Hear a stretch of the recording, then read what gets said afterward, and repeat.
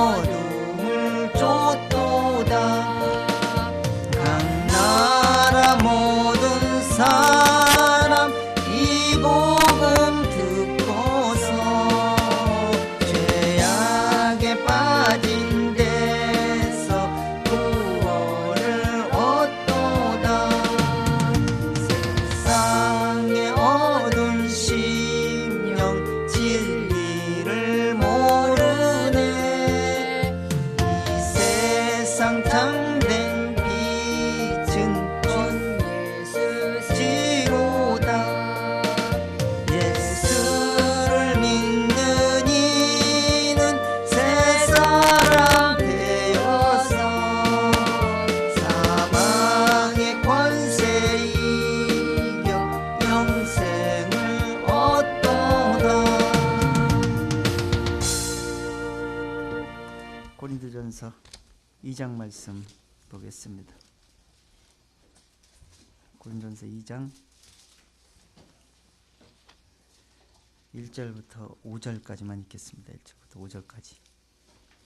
고린도전서 2장 1절부터 5절 시작. 형제들아, 내가 너희에게 나아가 하나님의 증거를 전할 때에 말과 지혜의 아름다운 것으로 아니하였나니 내가 너희 중에서 예수 그리스도와 그의 십자가에 못 박히신 것 외에는 아무것도 알지 아니하기로 작정하였음이라.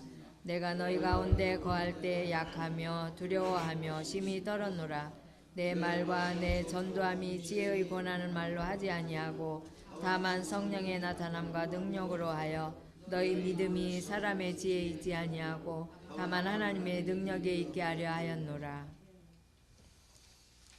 그러므로 우리가 그리스도의 초보를 버리고 죽은 행실에 대한 회개와 침례에 관한 교리와 안수와 죽은 자의 부활에 관한 교훈의 터를 다시 놓지 말고 완전한 대로 나갈지어다라고 말씀했던 것처럼 오직 하나님께서 하신 일 기록되어서 우리에게 주신 모든 말씀 믿고 또한 그 말씀 안에서 믿음으로 순종할 수 있기를 원해서 이 성경을 기록한 줄 믿습니다. 그러나 육신의 생각들은 종교의 생각에 의해서 이런 교훈의 터를 다시 놓기를 또 원하고 또한 이 일을 다시 해서 하나님의 의를 버리고 자기 의를 세우려고 하는 일들이 수도 없이 많았다고 말씀했습니다. 그렇기 때문에 하나님이 하신 터 위에 반석 위에 집을 세우지 않고 모래 위에 세우는 것처럼 육신의 생각, 종교의 생각에 의해서 자기 의를 세우는 일들이 많이 있다 말씀했습니다. 그렇기 때문에 이 하나님의 말씀을 전할 때 말과 지혜로 하지 아니하고 오직 성령의 나타나심에 의해서 능력에 의해서 해야 된다고 말씀했습니다. 그것은 하나님의 일은 성령님이 잘 아시고 또한 그 뜻을 명확하게 전달할 수 있기 때문이라고 말씀했습니다. 그러나 육신의 생각에 의해서 이 고린도 교회에서 복음이 막히고 거짓으로 드러냈던 것처럼 우리는 그러한 절차를 보지 않고 오직 거울로 비추어서 우리 육신의 생각을 죽이고 오직 진리의 생각에 의해서 우리가 쫓기를 원해서 오늘도 모였습니다. 오늘도 고린도전서 2장 말씀을 통해서 육신의 생각에 의해서 말을 하는 것이 아니고 오직 성령에 의해서 진리의 생각에서 입을 열 수 있는 우리 모두가 되어지길 위해서 말씀을 폈사오니 이런 모든 말씀들이 마음과 생각에서 분별이 되고 또한 기록이 되어서 입을 열 때마다 하나님의 뜻대로 하나님이 하시고자 하는 모든 말씀들을 입술에 우리 형제자매 모든 입술에 붙여주실 걸 믿고 살아계신 주 예수님의 이름으로 감사를 드립니다. 아멘. 고린도전서 2장 첫 번째로 사도 바울이 말과 지혜로 전하지 말라, 전도하지 말라는 주제로 말씀을 한번 찾아볼 것입니다. 이 세상 성경 역사도 그렇고 세상 지금 교회에서도 그렇고 많은 역사 속에서 하나님 말씀을 잘 전하려고 또 잘 전달하려고 다들 노력을 많이 합니다. 근데 사도 바울이 사도 바울이 그 모델 케이스로 진리를 명확하게 깨달은 것을 성경에 기록돼서 이제 이 세상 모든 사람이 주셨기 때문에 이것을 읽으면 내가 깨달은 것을 너희도 알 수 있으리라 이렇게 말씀을 하셨어요. 그렇기 때문에 사도 바울이 깨달은 내용이 뭔지를 서신서를 통해서 이해를 하시게 되면 구약 성경을 물론이고 이 복음서에서도 비유로 말씀하신 것들이 예수님이 비유로 숨겨서 말씀을 하셨지만 그 말씀 속에서 하나님의 지혜로서 성령이 하시고자 하는 일이 뭔지를 보여준다고 성경은 말하고 있습니다. 그렇기 때문에 이 말씀을 어쩔 때는 숨겨서 말하고 어쩔 때는 우리가 이해할 수 있도록 현실 사고에서도 이해할 수 있도록 이렇게 말씀하시기도 합니다. 그렇기 때문에 우리가 육신의 생각으로 보게 되면 이 말씀을 자꾸 막히게 되고 어쩔 때는 알 것 같은데 다른 데서는 또 엉뚱한 방향으로 나가버리고 이런 경우가 참 많이 있게 됩니다. 그래서 사도 바울이 이것은 자기 생각, 기괴한 생각들 의해서 이 말씀을 사용하지 않는다, 전하지 않는다라고 이렇게 자기를 중심을 표현을 하죠. 근데 이때 당시 고린도 교회 당시에는 말과 지혜로 아주 공교한 말, 아주 그럴듯한 말, 또 이 멋진 웅병술 같은 그런 말로서 이렇게 말씀을 전했습니다. 그래서 그때 당시 사도 바울은 자기도 이렇게 편지를 이렇게 쓰죠. 사도 바울이 편지로는 정말 대단하게 정말 깊이 있는 것 같은데 말하는 거 보면 설교하는 소리를 들어보면 조금 이렇게 시원찮은 느낌을 이렇게 받았다 그랬어요. 그때 당시 사도 바울이 자기 편지도 그렇게 쓰죠. 근데 그 말하는 소리하고 편지 쓰는 내용이 다르다는 얘기가 아니에요. 같은데 사람을 즐겁게, 사람을 기쁘게, 사람의 마음에 맞춰서 육신의 생각에 그럴듯하게 말을 않기 때문에 사람들이 별로 좋아하지 않았다 그랬어요. 근데 성령의 인도하심에 의해서 그 말씀을 받아보고 한 마음이 되고 한 뜻이 되면 그 말씀 내용은 엄청난 깊이가 있다는 것을 이렇게 알게 되죠. 그래서 자기는 그런 그때 당시 거짓 선지자들이 그렇게 멋진 웅병술 교묘한 그런 공교한 말로서 이렇게 하나님 말씀을 전해서 왜곡하는 일들이 참 많았는데 자기는 오직 하나님의 지혜와 능력을 의지해서 십자가만을 전한다 이렇게 표현을 하죠.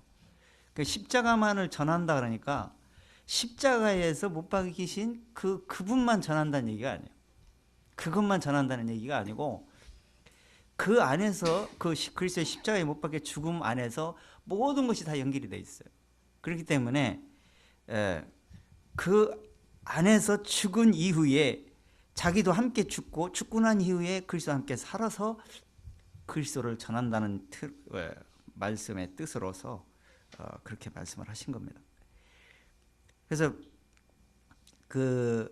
자기가 사역하는 그런 모든 것은 오직 자기 육신의 생각에 의해서 사람에게 배운 것에서 의하는 것도 아니고 오직 성령의 나타나심에 의해서 성령의 능력에 의해서 자기는 말하고 있다. 하나님의 말에는 하나님의 능력은 말에 있지 않고 능력이 있다 이렇게 말했잖아요. 그래서 사도 바울이 그런 표현을 이렇게 쓰게 되죠.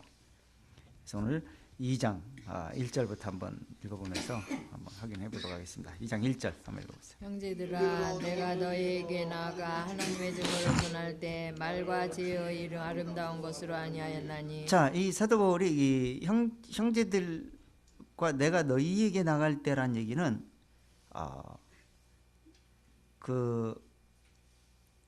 이제 AD 약 51년경에 고린도 지금으로 하면 이제 그리스 땅이죠. 거기에 처음에 발을 딛습니다. 가서 전도를 하기 시작을 해서 고린도에 복음을 뿌리죠. 복음의 씨를 뿌려서 고린도 모임이라는 교회라는 구성이 이렇게 되기 시작을 하죠. 그래서 그때를 말하는 겁니다. 전할 때 그때 당시에 자기가 말할 때는 말과 지혜로 하지 아니하고 오직 성령의 나타나심에 의해서 복음의 성경에 기록된 말씀을 그대로 이해할 수 있도록 자기는 전했다, 이런 얘기를 하는 거예요. 근데 그게 그대로 뿌리를 내려야 되는데 그렇지를 않았어요. 그 이사야서나 에레미야 같은 데도 보면은 그 극상품, 아주 극상품을 갖다가 심었는데 들푸도가 났다 그랬어요.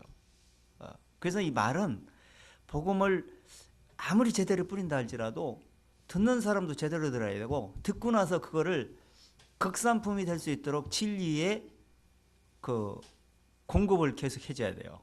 영양 보충, 단비, 늦은 비를 자꾸 내려줘야 되는데, 그 말씀의 씨는 제대로 뿌려졌다 할지라도 그것이 자기 생각에 의해서 말씀이 왜곡되는 경우가 참 많이 있습니다. 또 사람은 한번 악한 씨가 이 마음 중심에 있기 때문에 그것들이 종교의 습성에 의해서 진리는 수시로 왜곡이 되고 진리가 빗나가게 됩니다. 그래서 전할 때 말과 지혜로 아름다운 것으로 하지 않았다는 거예요. 아름다운 것으로 하지 않았다는 것은 오직 하나님의 능력에 의지해서, 하나님의 기록된 말씀에 의해서 하나님의 뜻을 명확하게 전달을 했다라고 얘기하는 겁니다. 그런데 그것이 그대로 싹이 나서 그대로 또 전달이 되고 그대로 이렇게 흘러가면 얼마나 좋겠습니까? 그런데 그렇지 않았기 때문에 사도 바울이 계속 지적을 하면서 그것이 잘못된 것을 고쳐주기 위해서 어떻게 잘못됐는지, 그러면 잘못된 이유는 뭔지, 그러면 어떻게 고쳐야 되는지, 이런 것들을 지금 성경 고린도전서에서 계속 써내려가고 있는 겁니다. 이건 이제 고린도전서를 계속 읽고 확인해 보시다 보면은 잘못된 점, 이런 것들이 분별이 되면서 우리가 지금 내가 지금 가고 있는 중심은, 내가 생각하고 있는 중심은 어떤 중심인지, 진리에서 조금 동떨어진 생각을 하고 있지는 않은지, 이런 것들을 자꾸 이렇게 그 기준이 성경의 기준에 비추어서 아마 분별하게 될 것입니다. 그래서 말과 지혜로 하지 않았다. 그럼 말과 지혜로 하지 않으려면 어떻게 해야 되느냐? 자, 4절 읽어보세요. 내 말과 내 전도함이 지혜의 권하는 말로 아니하고 다만 성령의 나타남과 능력으로 자기가 하여. 전도할 때 전도하는 그 말 자체가, 복음 전하는 말 자체가 지혜에 권하는 말로 하지 않고 라고 그런 거예요. 지혜를 성경에서 표현할, 여기 성경에서 지금 지혜, 고린도전서에 막 지혜란 말이 많이 나오는데, 지혜를 성령에 의해서 깨달음에서 나오는 지혜를 말할 때가 있고요. 이걸 분별을 해서 보셔야 됩니다. 그리고 이 세상 지혜에 의해서, 종교적인 생각에 의해서 말씀이 왜곡이 돼서 자기 생각으로 내는 지혜를 말할 때가 있어요. 근데 여기서 지금 4절에서 얘기하는 것은 종교성을 가진 지혜를 지금 말하고 있는 겁니다. 그런 지혜로 말하지 않았어, 사도 바울은요. 그런데 후에 사도 바울이 그 고린도에만 계속 있지 않았잖아요. 여기저기 이제 복음을 전하러 이제 그 이동을 하기 때문에 거기를 이제 그 조금 진리에 앞서가고 성장을 하면 그들 누구에게 이제 맡겨놓고 자기는 이렇게 다른 데로 이동을 하게 되죠. 그러면 그것이 참 극상품이 날 수 있도록 해야 되는데 성경에서 자꾸 동떨어져 가는 일이 자꾸 생기는 거예요. 그래서 사도 바울이 지금 이 편지를 지금 쓰는 겁니다. 근데 전도할 때 자기의 육신의 생각에 의해서, 사람의 생각에 의해서 그런 지혜로 하지 않고 오직 성령의 나타나신 능력으로 분명히 너에게 뿌렸다는 거예요. 말씀 그대로 정확하게 뿌렸다는 거죠. 그런데 그것이, 자, 13절 합니다. 우리가 이것을 말하거니와 사람의 지혜의 가르친 말로 아니하고 오직 성령의 가르치신 것으로 하니 신령한 일은 신령한 것으로 분별하느니라. 자, 분명히 사람의 지혜로, 종교적인 생각으로 말하는 사람이 있어요. 지금도 많이 있습니다. 근데 그 말을 할 때 사람들이 자기가 영적으로 분별하지 못하면은 다 맞는 것처럼 들립니다. 다 맞는 것처럼 들려. 왜? 맞는 건지 틀린 건지 모르니까 다 맞는 것처럼 들리는 거예요. 근데 이 말을 할 때 가르친 말로 할 때 성령이 가르친 말로 받은 사람은 사람의 가르친 말이 잘못됐다는 걸 이해할 것이고, 또 사람의 가르침으로 받은 사람은 성령의 가르침을 말하면 자꾸 이렇게 부딪힘이 생깁니다. 그렇기 때문에 자꾸 이렇게 거부감이 느껴질 것이고, 사단에 의해서 그 빛을 받지 못하게 하려면 자꾸 거부를 만들 겁니다. 거부감을 만들고 이 마음의 문을 자꾸 닫고 싶어지고 슬슬 피하고 싶고, 분명히 말은 맞는 것 같은데 내가 지금 알고 있는 것과는 다른 점이에요. 그렇기 때문에 자꾸 이렇게 피하고 싶은 마음의 생각이 들죠. 근데 피하기보다는 말을 하면은 알아봐야 돼요. 내 말이 맞으면, 정확하게 내 말이 확실히 성경적이라면 전해야 될 것이고, 내가 알고 있는 게 확실한 줄 알았더니 이게 잘못됐다고 성경을 확인이 됐으면 성경 말씀을 받아들여야 됩니다. 그렇게 바꾸고 변화시키고 이렇게 개혁시키는 그런 중심이 되어져야만이 성경이 진보적으로 나갈 수가 있어요. 근데 대다수 사람은 한 어디에 고정되어 있으면 그 고정된 그 고정관념을 버리기를 싫어합니다. 저 역시도 한때는 그런 적이 있어요. 근데 그것이 맞다 안 하고 오직 우기고 푹푹 우기면서 막 다른 사람이 말하는 건 들어먹으려고 그러냈어요. 저도 한때는. 근데 그들이 말한 것이 맞는 것 같긴 한데 내가 왜 틀린지, 내가 왜 틀리다고 거부가 되는지, 그걸 곰곰이 몰래 혼자서 말씀을 많이 확인해 봤어요. 근데 확인해 본 결과 틀림없이 말은 맞는 것 같은데 말씀이 이해가 잘 안 되는 거예요. 그래서 집중적으로 거기에 대해서 항상 머리에 고정을 세워놓고 계속 그런 중심으로 말씀을 한번 보다 보면 말씀에서 해답이 나옵니다. 그러면 해답이 나오면 분별력이 생길 거 아니에요. 그럼 내가 잘못했다는 것을 알 것이고, 내가 맞다 그러면 끝까지 믿고 나가는 겁니다.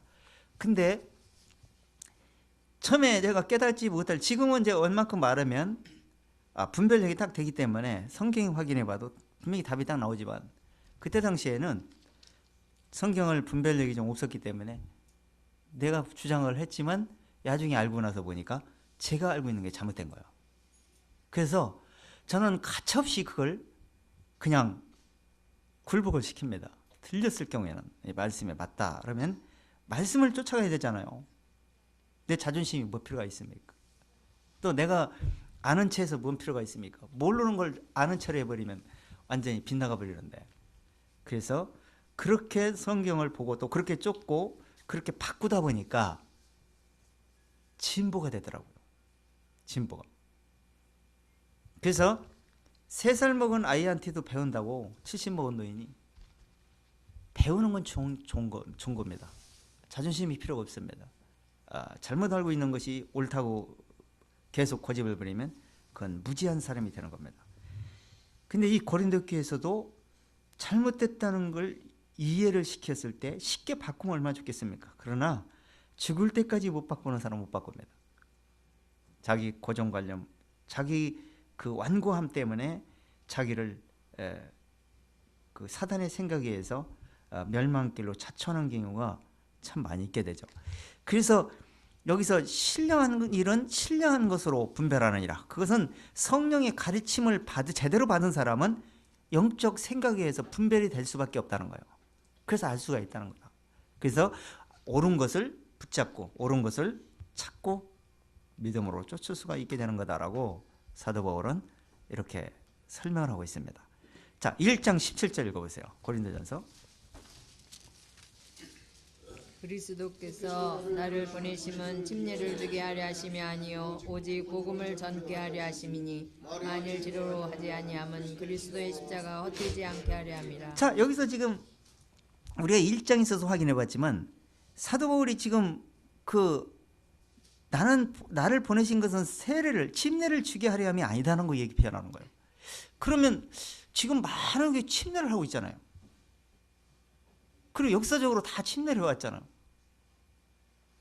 근데 이미 사도 바울은 이렇게 얘기를 하고 있어요. 그럼 왜 그럴까를 한번 생각해 봐야 돼요. 그렇다면 이 지금처럼 침례를 주고 있는 것이 많은 교회가 뭐 한 1년쯤, 한 6개월 이상 되면 구원 받았겠다. 이 세례 문답을 하고 나서 시인을 몇 마디 시인을 하면 이게 침례를 주죠. 세례를 줍니다. 근데 저 역시도 2번을 받았습니다. 한 번은 양례를 받고 하나는 물속에 붕덩 들어가는 침례를 받았어요. 저는 받으면서도 받고 나서도 왜 받았을까? 내가 받고 나서 뭐가 달라졌을까? 저는 곰곰이 생각해 봤어요. 그런데 아무것도 달라진 것이 없고 그것이 구원의 표라고 얘기를 하고 구원받았다 이렇게 많이 얘기를 합니다. 근데 이 사도 바울이 이런 말씀들이 계속 부딪혀 왔어요. 왜? 이 사도 바울이 성경에 정말 그 성경에 책을 많이 썼고 정말 그 침례가 뭔지를 얘기하려면 침례를 하라고 강조를 해야 될 것인데 왜 침례를 주지 않은 것을 감사한다고 그럴까? 제가 막 충격이 계속 오는 거예요. 나는 두 번을 받았는데 그러면 받은 것은 어떤 생각을 받아야 되는 것인지 이런 것에 대해서 곰곰이 이렇게 생각해 보고 싶고 여기 사도 바울의 의도를 사도 바울이 그 표현하고자 하는 그 뜻을 알고 싶었던 거예요. 그래서 성경을 계속 찾아 들어가다 보니까 사도 바울이 지금 그 침례는 뭐예요? 장례를 표현합니다. 장례, 죽음을 얘기하는 거예요. 그러면 물속에 들어갔다 나오면 죽냐? 안 죽어요. 우리는 죽을 생각도 없어. 육신의 생각이 그리스도를 만나는 순간 죽어야 되는데 우리가 십자가에 못 박혀 죽은 것 함께 죽었다 해도 죽었느냐? 자꾸 살아나와. 그래서 죽은 생각이 단련이 돼서 죽은 생각을 가지고 진리를 쫓고 그리스도 안에 있다는 사실을 이해된 사람만 계속 자기 생각을 죽이는 거예요. 그러면 죽은 생각에 의해서 내 생각이 나오지 않고 그리스도의 산 생각에 의해서 내 생각을 내려고 그러니까 말씀이 앞서가는 겁니다. 그래서 말씀을 쫓는 중심이, 순종하는 중심이 나오는 거예요.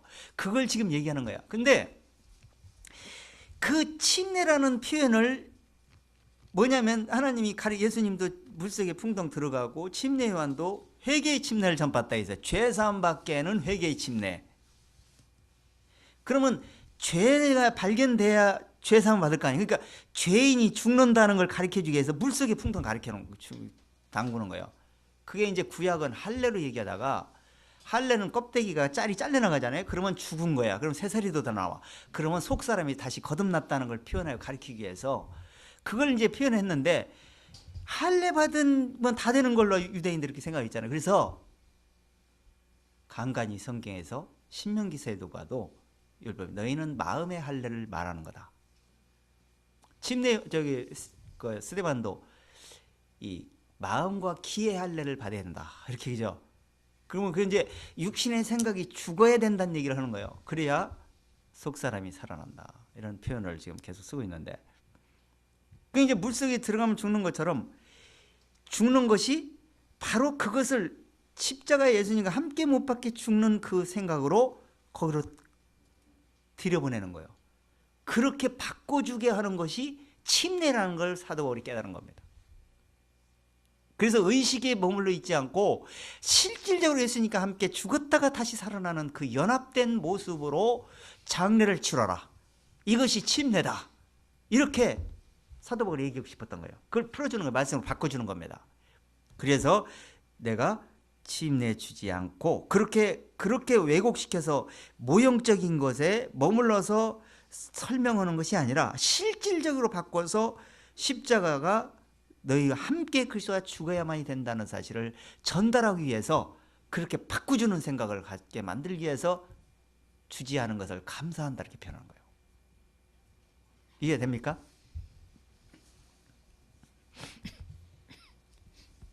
어차피 죽는 것은 그리스도와 함께 죽어야 되기 때문에 그렇게 사도 바울이 표현합니다. 그건 왜 그러냐면 백날 천날 물로 침례를 들었다 놨다 했다 할지라도 십자가에 못 박이신 그리스도의 복음이 내 마음에 이루어져서 내 마음에서 할례를 받지 않고 내 마음에 육신의 죄의 성품을 가진 죄인이 함께 예수님과 죽지 않는다면 십자가는 헛될 것이고 아무 의미가 없어져 버리기 때문에 바로 그렇게 바꿔주는 것을 지금 사도 바울이 설명하는 겁니다. 그러면서 18절 그 얘기를 하는 거예요. 18절. 십자가의 도가 멸망하는 자들에게는 미련한 것이요 구원을 얻는 우리에게는 하나님의 능력이라. 자, 이렇게 십자가에서 함께 죽고 나면요 그리스도와 함께 삶을 얻게 됩니다. 그렇기 때문에 능력이 나타나게 내 마음속에. 그래서 복음에는 뭐야? 아까 오늘 본문에서도 말에 있지 않고 능력에 있게 하렴이라 이렇게 표현하는 거예요. 그 말은 십자가의 도가 마음에서 깨달아지면 생각에 확신이 오게 될 거다. 그러면 능력이 나타나게 될 것이다. 근데 너희가 마음의 죄도 발견되지 않은 상태에서 아무리 물속에 들어갔다 나왔다 한다 할지라도 십자가의 목걸이를 걸고 다닌다 할지라도 필요가 없는 거다. 그것은 멸망길로 자초하게 되는 거다. 지금 사도가 그렇게 얘기를 하는 거예요. 내가 어디 십자가를 원수로 행한 적이 있습니까? 십자가를 부인한 적이 있습니까? 내가 십자가에 못 박이신 그리스도를 얼마나 생각하면서 사는데 어떻게 내가 예수 십자가를 제대로 안 믿는다고 생각합니까? 하나님 생각하고 사람 생각은 틀려요. 마음에서 믿어졌는지 안 믿었는지, 마음에서 죄에서 자유를 얻었는지, 마음에서 자유가 아직도 없는지 거기에 따라서 믿음이 성립이 될 것이고 믿음은 입으로만 믿는 사람이 될 수도 있습니다. 그래서 확신이 오지 않게 되는 겁니다. 자, 또 한 절 찾아보세요. 히브리서 6장 들어가 보세요. 그래서 사도 바울이 다른 교훈의 털을 닦지 말라고 얘기하는 거예요. 그리스도의 초보를 버려라. 자, 6장 1절 시작. 그러므로 우리가 그리스도 도의 초보를 버리고 죽은 행실을 회개함과 하나님께 대한 신앙과 침례들과 안수와 죽은 자의 부활과 영원한 심판에 관한 교훈의 털을 다시 닦지 말고 완전한 데 나아갈지니라. 다시 닦지 말고 완전한 대로 나가라는 거예요. 그러면 제가 1절을 킹제임스로 바꿔서 제가 한번 읽어볼게요. 한번 들어보세요. 그러므로 우리가 그리스도의 교류의 초보 상태를 떠나 완전함을 향하여 나아갈 것이요 다시는 이러한 기초를 놓지 말지니 곧 죽은 행실로부터 회개함과 하나님을 향한 믿음과 이렇게 믿음을 가지고 나아가는 거예요. 근데 믿음으로 간다 그러면서 하나님의 말씀이 완전한 것을 믿고 나가는 것이 아니고요. 완전하게 해놨는데 완전한 속으로 두르지 않고 완전하지 않은 것처럼 생각을 해서 자꾸 이렇게 순서적으로 일을 해왔어. 성경 하나님이 일을 계속 약속, 언약 이렇게 오면서 일을 해왔어요. 언약이 성취되는 십자가의 도라든가 이런 걸 계속 해왔어요. 그러니까 그 진리의 복음을 완전한 것이 뭔가를 보여주기 위해서 이렇게 모형적으로 해왔던 것을 못 버리는 거예요. 왜 그러냐면 완전한 것이 안 오니까 계속 하는 거예요. 이렇게 성경이 하라고 하잖아. 그러니까 어떤 사람은 복음서 상태에 머물러 있으면 복음성 상태 중심으로 해서 계속 합니다. 표적을 행하고 귀신을 쫓아내고 계속 그러고 있어. 기도하면서. 왜? 그게 맞거든. 그 믿음의 상태를 계속 그렇게 하고 있어요. 어떤 사람은 초보 상태에서 이 제자들이 그냥 복음을 전하는데 그 복음이 말씀으로 바꿔져서 완전한 대로 사도 바울처럼 완전한 대로 바뀌어진 상태로 나가지 않고 베드로가 처음에 행했던 그런 상태로서 얼마나 열심을 하면서 하는지 몰라요.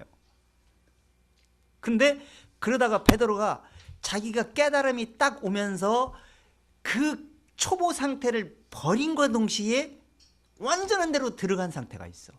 근데 그 상태로 따라 들어가 줘야 되는데 베드로는 따라 들어가 버렸어 이미.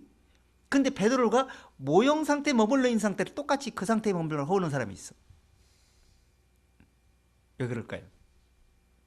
그 이상은 진부되지 않았기 때문인 겁니다. 저 역시도 그런 적이 다 경험이 있어요. 그렇게 다 해왔어요. 여기까지.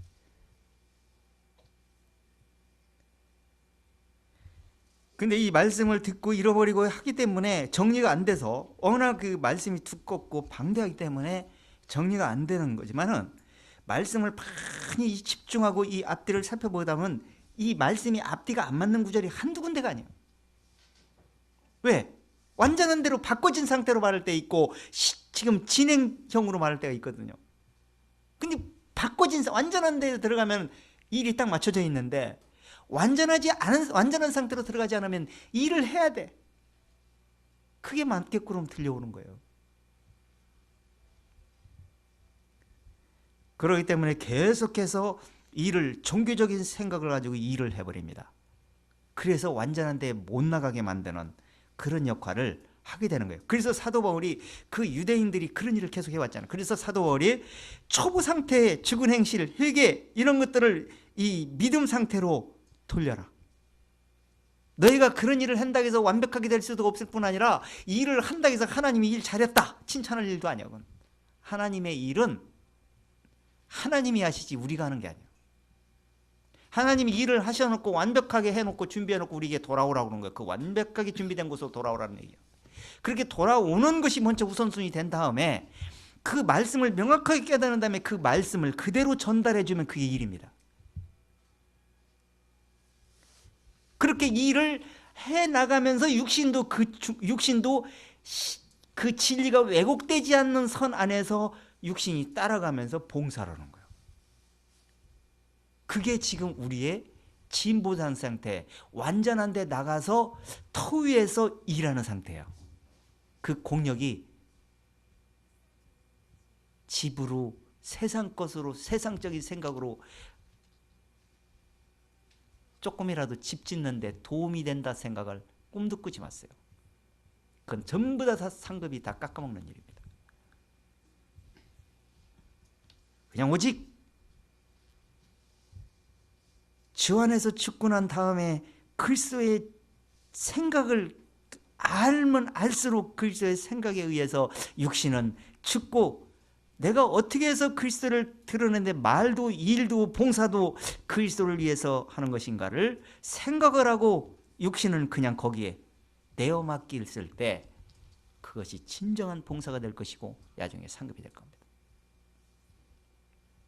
그렇게 하게 되니까 자랑할 필요도 없고 자랑할 것도 없게 되고 오직 그 겸손한 마음으로 오직 하나님의 일이 어떻게 맞춰지는 어떤 일인지 그걸 곰곰이 생각하면서 일이 하나님이 하실 때가 있고 일을 마칠 때가 있어요. 그럼 하실 때처럼 생각하는 것이 아니라 일을 완성해서 맞춰진 상태에 들어와서 그 일을 받은 다음에 그 일을 기쁨으로 받은 상태에서 이 일을 맞춰진 일이 뭔지를 설명해 주면 되는 거예요. 그러면 정말 참 자유가 있을 것이고 기쁨이 있을 것이고 말과 지혜로 할 필요가 없을 것이고 성령의 나타나심, 그 성령이 그렇게 증거하거든요. 이 일을 맞춰진 다음에 성령이 내려오셨거든요. 그 일을 증거하려고. 예수에 대해서 예수님이 성령이 오신다고 그랬어요. 오실 때 그분이 이렇게 전한다고 그랬어요. 그가 와서 나에 대해서 나를 증거하게 될 것이다. 나를 증거한다고 했어요. 예수를 증거한다는 거예요. 그 예수를 증거하는데 복음서에서 예수님이 자기가 직접 간접적으로 자기를 표현을 못하면서 증거한 그런 증거가 아니에요. 완벽하게 그리스도가 그 십자가의 도를 성취하시고 공의를 성취하시고 하나님 우편에 대제사장으로 앉아 계신 그 이유가 뭔지를 그걸 조용하게 전달하는 거예요. 그러면 율법도 이해하게 되고 창세기부터 하나님이 약속해온 그런 모든 말씀들이 그런 의미들이 다 이해가 되게끔 성령님이 다 전달을 합니다. 그걸 사도 바울이 깨달은 거예요. 그래서 하나님이 바울은 정말 큰 그릇이니라. 그렇게 핍박하고 죽이고 살인자 아닙니까? 그런데 글을 써먹었어. 왜 그러냐면 그가 이렇게 성경을 지혜로서 하나님의 지혜로서 기록을 해서 만국에 퍼뜨릴 걸 알고 또 그대로 받아서 왜곡시키지 않고 저는 그렇게 종교 생각에 율법 생각에 그 고집이 돼가지고 고정돼가지고 그렇게 고집을 부리면서 강력한 자가 되었더니 어느 날 갑자기 그 완벽한 대로 들어가면서 생각이 완전히 전환되면서 하나님의 일 속에서 완벽한이 이루어지면서 그걸 고집하면서 전달하는 사람으로 바뀐 걸 알았거든. 하나님. 성경 읽어보면 그렇게 돼버렸잖아요. 그러니까 우리가 읽어보고 나니까 이걸 깨닫고 나서니까 이젠 삐뚤어질 필요도 없고 바꿀 필요도 없고 완벽한 데서 뒤로 후진해서 개혁되기 전 상태로 들어갈 필요도 없게 돼버렸어. 너무나 완벽하게 이루어진 속에서 우리는 누리면서 살 수 있게끔 성경이 기록되어 있기 때문에 이렇게 쉽게 편안하게 자유하게, 그러면서도 자유를 망각하지 않고 이 자유를 진리 안에서 내맡기면서 육신의 생각을 스스로 육신의 자유를 깨트리고 영적 자유를 위해서 진리를 붙잡고 가려고 노력하는 생각으로 갈 수 있도록 만들어주는 게 성령 역사이기 때문에. 그러니까 얼마나 자유한지 몰라요. 육신은 조금 구속되는 것 같아, 절제하는 것 같지만 영적인 건 얼마나 자유 속에서 갈 수가 있거든요. 그걸 성경이 깨닫게 해주는 거예요. 이것은 진리에서 이해된 사람만 사도 바울이 이렇게 표현한 내용이 뭔지를 감을 잡게 됩니다. 그때부터는 정말 그 사도 바울이 기록된 이 서신서가 얼마나 우리에게 영향가치가 있는지, 구원받고 나서 삶이 얼마나 도움이 되는지 이렇게 말씀하시는 이유가 뭔지를 파악이 되기 때문에 그렇습니다. 그래서 완벽한 대로 나가라, 다시 닦지 말라. 이미 닦아놓고 집을 쳐놨어요. 그 집 속에 들어가면 됩니다. 근데 사람은 어떻게 합니까? 다시 집을 지으려고 합니다. 모형집을 지으려고 합니다. 아니, 하나님이 모형집을 무너뜨리고 새 집을 지으려고, 그것도 성전을 헐어버려라, 내가 사흘 만에 세우리라, 이렇게 했던 분인데 지금 어떻습니까? 그걸 교묘하게 바꿔서 육신의 생각으로 무슨 성전인 것처럼 그럴듯하게 집을 짓는데 얼마나 혈안이 되어 있습니까? 하나님은 그런 집이 필요가 없는 분입니다. 마음의 집, 마음의 성전이 이루어질 수 있도록, 우리가 이제 고린도전서 들어가면 3장부터 그런 얘기를 할 겁니다. 바로 마음의 성전이 이루어져야 된다. 성전이 바뀐 거예요. 처음에 아브라함에게, 아브라함 시대는 양심 시대, 모세 이후로는 율법 시대, 이제 신학교에서 그렇게 배웁니다. 그 다음에 그리스도에서는 은혜 시대, 이렇게 표현을 해요. 이제 또 이 진리를 또 왜곡시키고 하는 사람들, 이제 이 천년 왕국 시대 되면은 은혜 50, 율법 50 해갖고 완벽하게 다시 회복하지 못하면 구원받지 못한다, 이렇게 왜곡시키는 사람 많이 있어. 한마디로 웃기는 소리 하지 말라 그래. 성경에는 그렇게 기록되어 있지 않습니다. 창세기부터 계시록까지 계속 은혜입니다. 은혜를 모르니까 율법을 개입을 시켜서 그 모형을 통해서 은혜가 뭔지를 설명하고자 하는 것이 바로 율법입니다. 그래서 아브라함이 믿음으로 약속을 믿고 천국을 생각하면서 히브리서 그 얘기 나오잖아요. 그렇게 믿었어요. 그 믿음의 기준이 바로 우리의 이 모든 성경의 사람이 거기 쫓아가야 돼. 그래서 아브라함은 믿음의 조상이다 얘기인 거예요. 근데 아브라함이 뭘 믿었는데 그랬을까? 하나님은 그 믿음을 의로 정하셨느니라, 이렇게 얘기했어. 아브라함이 열심히 순종하니까 이게 믿음이 좋은 사람이구나, 이런 얘기가 아니에요. 아브라함의 마음을 보고 마음에 하나님의 약속을 믿고 그 언약이 어떻게 성취될 것인가를 확실했다고 그랬어. 살려줄 걸 믿었다고 그랬어요. 그러고 나서 그걸 믿을 것만 아니라 세상에서 나그네처럼 천국을 향해서 소망이 이루어질 걸 생각하면서 살았다고 그랬어요. 마음에, 아브라함 마음 중심이 그랬어요. 그걸 갖다가 아브라함이 복음을 믿었다, 이렇게 얘기해요, 성경에, 갈라디아에서. 근데 어디 율법 시대, 양심 시대가 따로 나눕니까? 심지어는 히브리서에서 사도 바울이 그걸 풀어주기 위해서 이 아브라함이 11조를 드릴 때 그 율법에 이 레위 자손이 11조를 받지 않느냐? 레위 자손이 11조를 받을 때 11조를 레위 자손이 받고 할 때 그걸 아브라함이 이미 그들이 아브라함의 배에 있을 때 그랬던가? 태어나기도 전 너희들은 태어나기도 전에 이미 아브라함이 11조를 바쳤다 하는 것이라 이렇게까지 표현해버려요.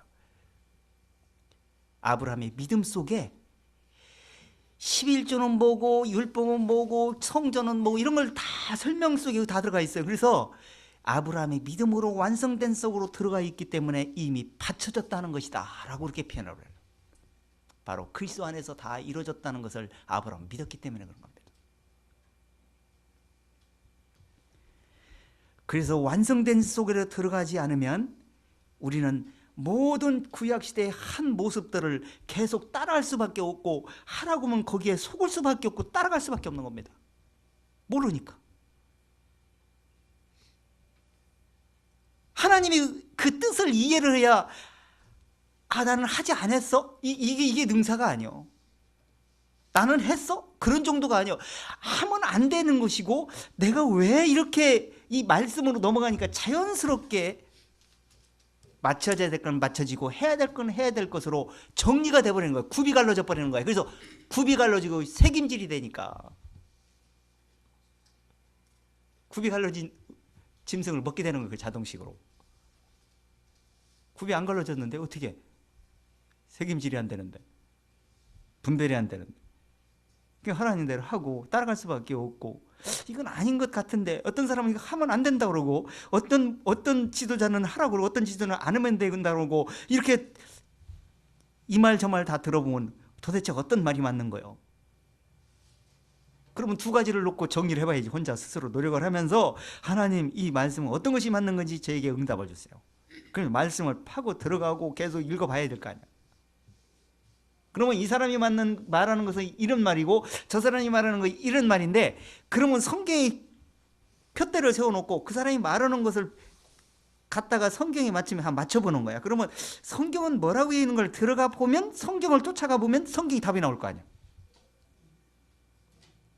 그렇게 알아보려고도 안 해.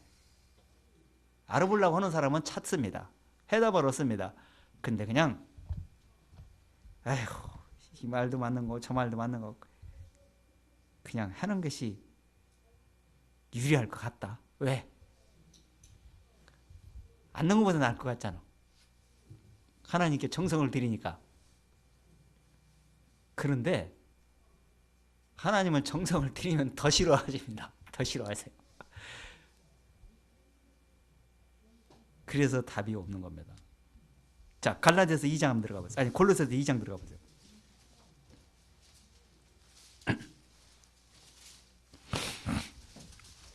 2장. 그래서 사도 바울이 얼마나 자세하게 얼마나 이해시키려고 진리에 속지 않게 하려고 왜곡된 진리에 속지 않게 하려고 바르게 쫓아가게 하려고 얼마나 노력을 하면서 비밀을 풀어제끼고 하나님의 말씀을 정말 올바로 전달하는지를 몰라. 자, 골로새 2장. 자, 4절 읽을 건데 2절부터 한번 읽어보세요. 이는 저희로 마음의 위안을 받고 사랑 안에서 연합하여 원만한 이해의 모든 구요에 이르러 하나님의 비밀인 그리스도를 깨닫게 하려 함이라. 자, 이는 저희로 마음에 어떻게? 위안이라는 평안함을 받게 하려고 하는 거예요. 하나님은 예수님이 뭐라 했어요? 내가 너희에게 평강을 끼치노니 나의 평안을 너희에게 주노라. 그 나의 평안을 받아야 안식이 옵니다. 네 번째 계명이 회복이 됩니다. 그래서 안식을 회복하기 위해서 율법을 줘서 십계명을 안식일을 기억하여 거룩히 지키라. 그러니까 토요일 날 지킨대. 또 일요일 날 기독교는 일요일 날로 바뀌었기 때문에 부활했기 때문에 일요일 날 또 지키는 날이 필요가 없어. 날이 안식일이고 뭔 날이 필요가 없어서 하나님은 날과 그런 날이 필요가 없어. 이제는 그리스도 안에서 그리스도가 완성된 이후에부터는 우리가 왜 주일날 모입니까? 주일날 시간이 있잖아. 보편적으로 많은 사람이 그렇게 쉴 때 모여서 육신적으로 일주일 동안 그냥 세상에서 그냥 무한 경쟁 속에서 그냥 몇 푼 벌어먹으려고 거기에 수고 무거운 짐을 지고 살다가 진리 앞에 돌아와서 진리를 다시 한번 확인해 보면서 진리로 안위를 받는 거예요. 그러니까 지금 여기 나오셨지 멀리서 뭐로 나옵니까? 도움이 안 되고 무거운 짐만 질 것 같으면 나올 필요가 없어. 이렇게 진리 안에서 우리는 주일날만 날이 아니고 늘 그리스도 예수 안에서 항상 24시간이 계속 그리스도 예수의 날이야. 주일날 딸랑 모이고 가서 끝이 아닙니다. 그래서 이 안위를 받으면서, 안위를 받으려면 하나님의 성품이 내 안에 들어와야 돼. 의의 성품이 들어와야 되고, 그 사랑 안에서 연합이 됩니다. 내 생각이, 육신의 생각이 십자가에 못 박고 그리스도의 생각으로 연합이 됩니다. 그러면 원만한 이해가 되면서 완전한 깨달음이 이해되면서 확신이 옵니다.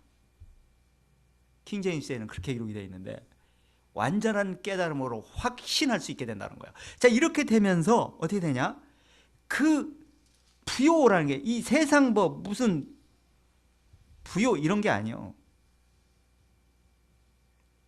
하나님의 말씀으로 풍요로운 마음에, 풍성한 마음이 뭘로 채워도 만족이 없었더니 그 풍성한 그 말씀들이 내 마음에 들어오니까 마음이 차면서 부족함이 없게 만족을 얻게 만들어주는 거예요. 이렇게 만들어준다는 거예요. 자, 평안하게. 그렇게 되더니 그것만뿐 아니라 그 속에서 그리스도의 비밀이 무엇이었던가를 그리스도에 대해서 자세하게 그쪽으로 또 연결되면서 그리스도의 길이 빠꼬미같이 이해될 수 있도록 이해가 되는 거야. 비밀이 풀어지는 거예요. 그러니까 비밀이 지금은 비밀이 아닙니다. 예수께서 복음서에서, 사복음서에서는 비밀로 첨가합니다. 구약시대에도 비밀이에요. 그러니까 잘 모르는 거예요. 이해를 잘 못하는 거예요. 그러니까 깨닫는 눈으로, 진리를 깨닫는 마음으로, 아브라함 같은 믿음 상태로, 아브라함이 믿음으로 순종하는 상태로 진리를 쫓는 사람은 비밀이 보여. 그러니까 선지자들이 보여서 찾게 해주고 그 사람들이 그걸 전달하는 거 아닙니까? 근데 그것도 전달 속에서도 명확하게 이렇게 서신서에서 쉽게 이해되기처럼 기록해서 표현하지는 못합니다.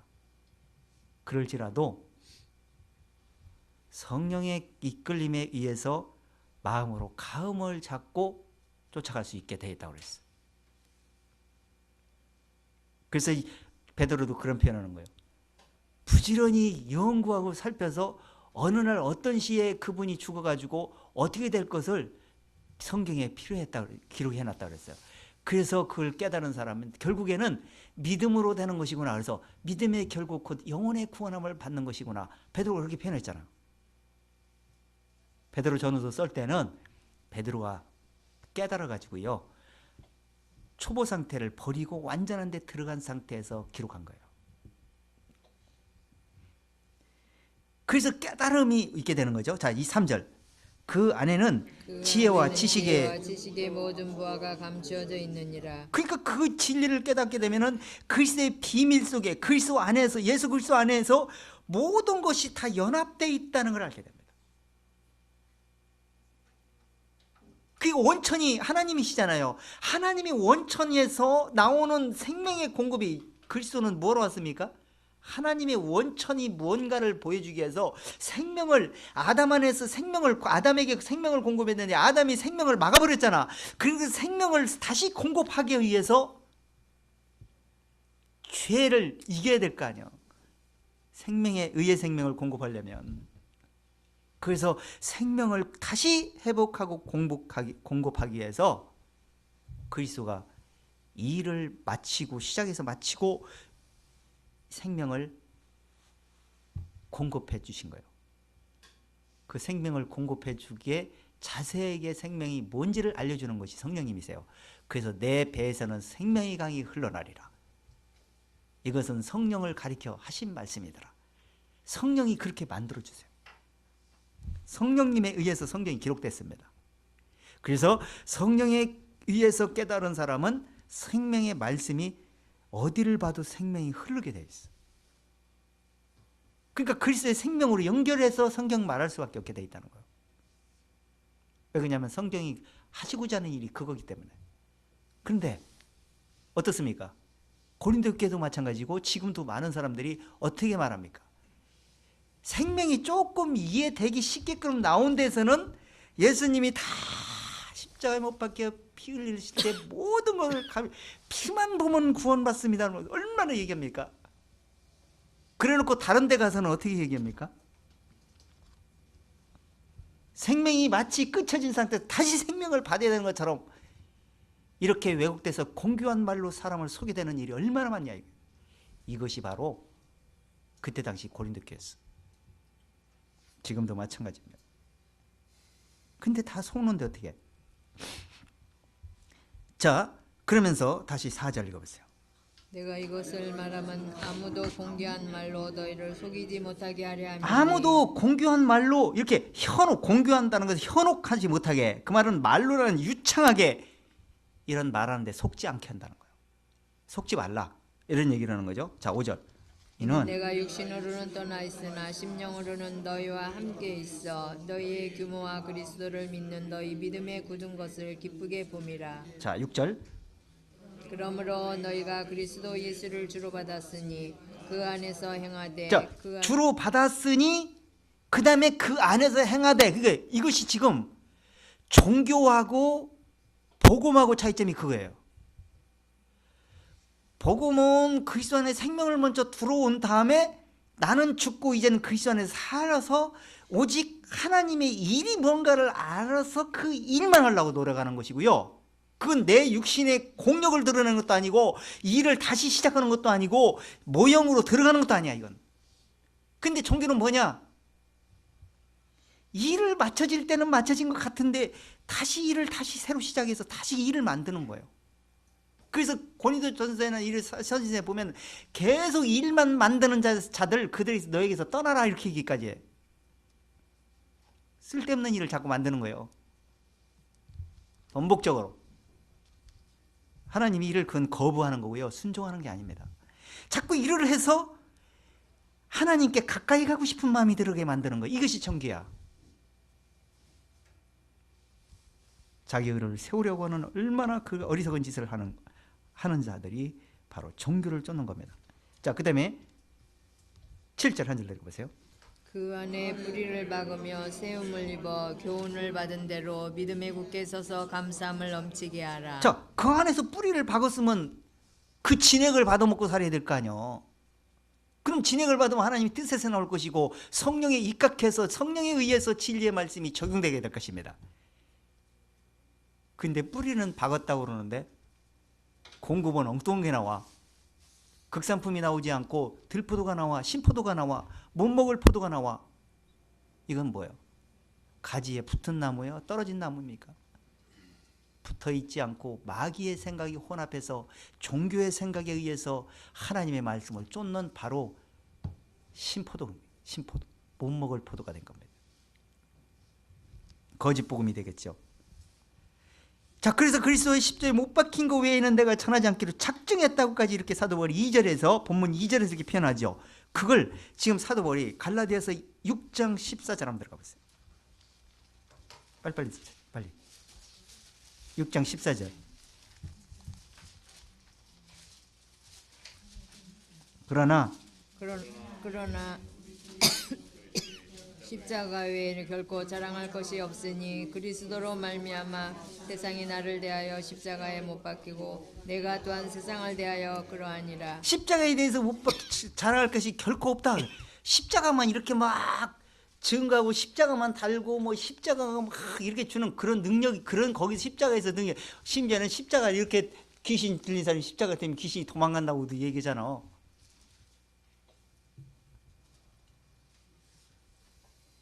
머리를 성경책을 비고 자면 잠이 잘 온다나, 악한 꿈을 꾸지도 않는다나, 백날 비고 자도 10건 비고 자도 없어. 머리에 말씀이 들어가서 말씀을 생각을 주장을 해야지 말씀의 능력이 나타나지. 그렇게 육신의 생각에 의해서 그렇게 하면 되는 것처럼 이렇게 얘기하는 거예요. 이 십자가에 못 박혀 죽고 나면은 죽은 생각을 가지고 성경을 보면 산 생각이 들어와서 성령의 생각에 의해서 말씀이 보여. 그러면 십자가에서 못 박혀 죽은 그 공의로우신 그 내용이 얼마나 무궁무진한 진리가 들었다는 것을 깨닫게 됩니다. 그러면 그 물줄기를 타고 들어가다 보면 그 생명의 원천을 들어가 보면 우편에 계신 그리스도가 딱 보여. 그러면 우편에 계신 그리스도 예수를 내가 만나기 위해서 지금 살고 있구나. 그분을 못 만난다면 이 세상에서 무슨 낙이 있고 희망이 있을까? 이 세상은 언젠가는 불타기에서 간수되어 있고 결론이 되어 있는데, 바로 어느 날 갑자기 그분이 일어서서 추수하는 날이 될 때 오른편 왼편 염소와 양이 갈라질 때가 올 것인데, 미련한 처녀와 지혜로운 처녀가 갈라지듯이 그렇게 될 때가 올 거다. 이걸 깨닫고 나서 그리스도를 향하게 되죠. 어찌든지 세상에 대해서 자기는 죽은 자라는 생각을 가지고 이렇게 살게 되죠. 자, 그 다음에 이런 생각을 가지고 나니까 입에서 무슨 시인이 나오냐면, 자, 빌립보서 3장 들어가 보세요. 이런 고백이 나오셔야 돼요, 우리 형제 자매님들도.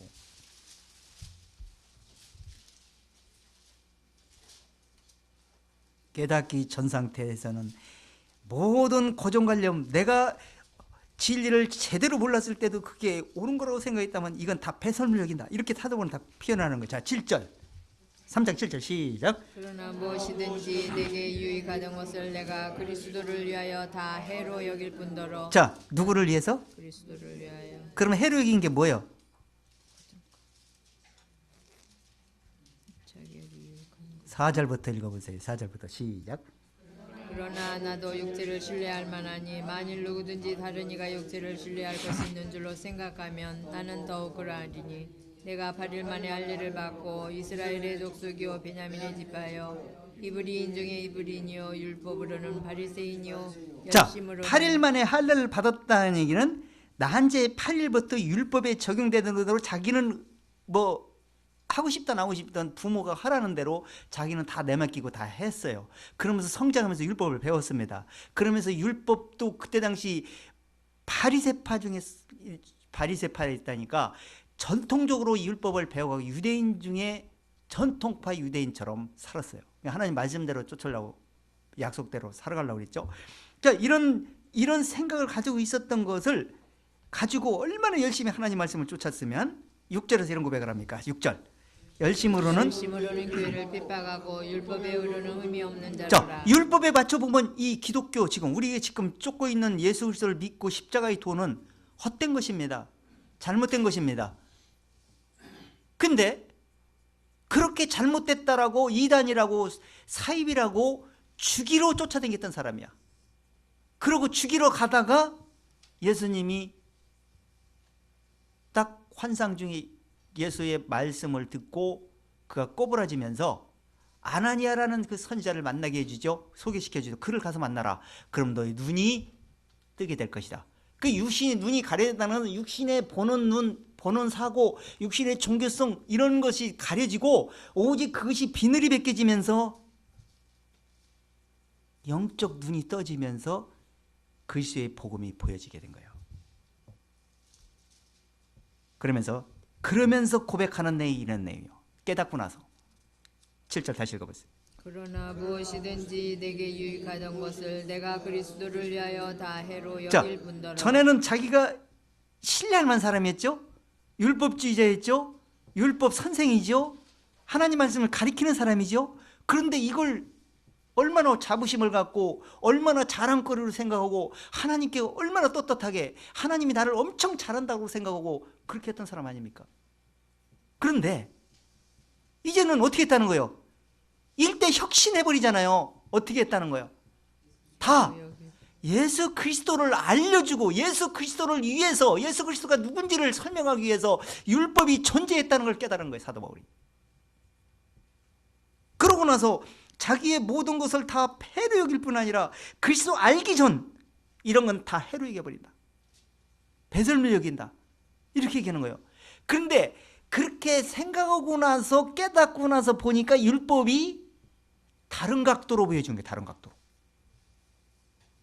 전에는 율법을 내가 알고 했을 때는 내가 살았더니 율법을 종교적으로 적용시킬 때는 자기가 살았어요.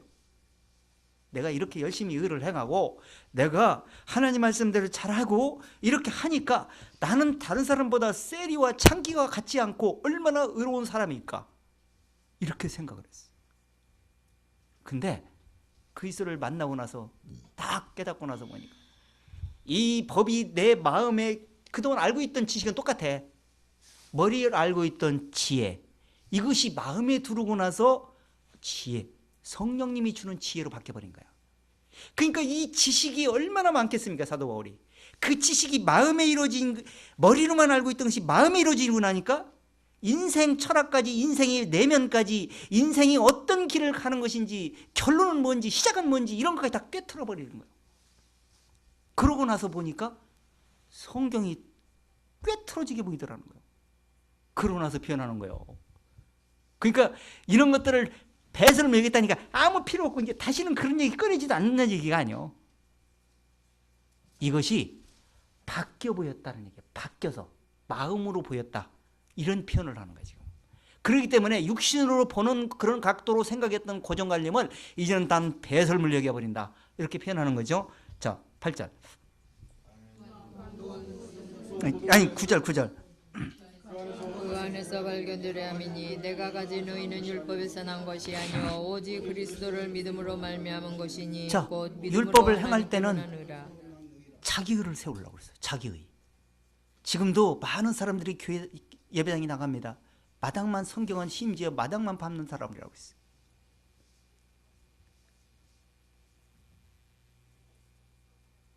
그래서 주 안에서 의를 찾아내갖고 의를 믿음으로 받아들인 다음에 나는 이 의 때문에 의로운 사람이 하나님으로부터 칭함을 받고, 이제는 나는 하나님으로부터 의롭다함을 받았다 할지라도 세상에 대해서는 내가 의롭다함을 받을 수 있는 사람이 아니다는 겸손한 자세로 살아가는 거예요. 세상 사람과 다른 점이 뭐가 있습니까? 세상 사람한테 특별합니까?